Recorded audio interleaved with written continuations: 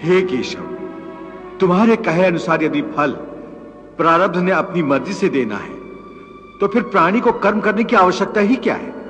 कर्म करने की आवश्यकता क्या है, यह जानने से पहले यह तो जान लो कि प्रारब्ध क्या है, प्रारब्ध कैसे बनती है।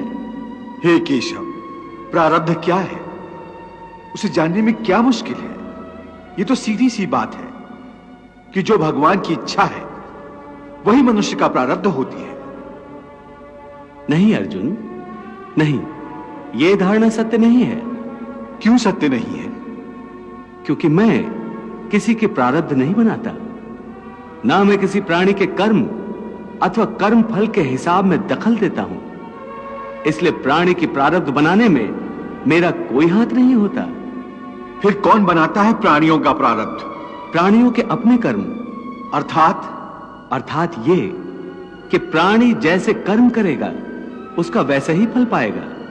अच्छे कर्म करेगा तो अच्छा फल मिलेगा और बुरे कर्म करेगा तो बुरा फल पाएगा।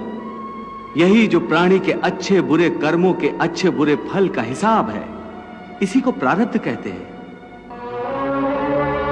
अपने पुण्य कर्मों के फलस्वरूप सुख और अपने पाप कर्मों के फलस्वरूप दुख प्राणी को इसी जन्म में या अपने अगले जन्म में भोगना ही पड़ता है, वो टल नहीं सकता।